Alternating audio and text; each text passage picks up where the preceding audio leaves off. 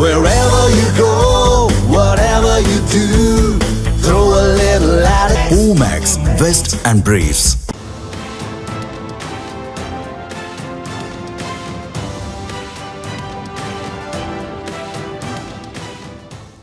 முதலமைச்சர் பதவியை ராஜினாமா செய்வதாக ஸ்டாலின் அனுப்பிய கடிதத்தை மக்கள் மாளிகை ஏற்றுக்கொண்டதாக அறிவிப்பு வெளியாகியுள்ளது. தமிழக சட்டமன்ற தேர்தலில் தமிழக வெற்றிக் கழகம் 108 இடங்களையும் திமுக கூட்டணி 73 இடங்களையும் கைப்பற்றியுள்ளதாக தேர்தல் ஆணையம் அறிவித்தது.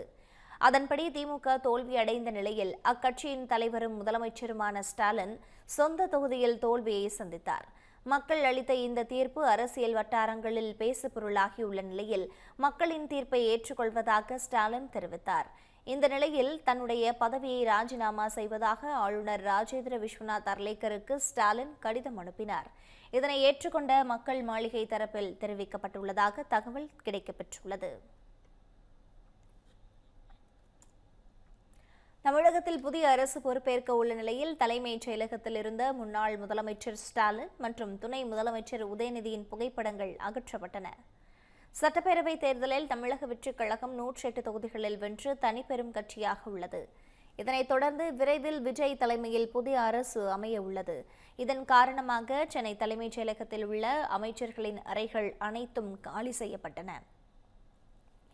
அங்கிருந்த முன்னாள் முதலமைச்சர்கள் கருணாநிதி, ஸ்டாலின் மற்றும் துணை முதலமைச்சர் உதயநிதி ஸ்டாலின் ஆகியோரது புகைப்படங்களும் அகற்றப்பட்டன.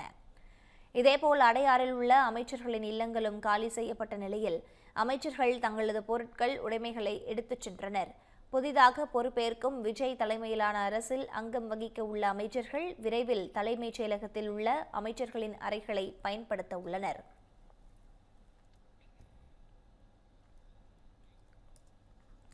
சென்னை கொளத்தூர் தொகுதி வாக்காளர்களுக்கு திமுக தலைவர் ஸ்டாலின் நன்றி தெரிவித்தார்.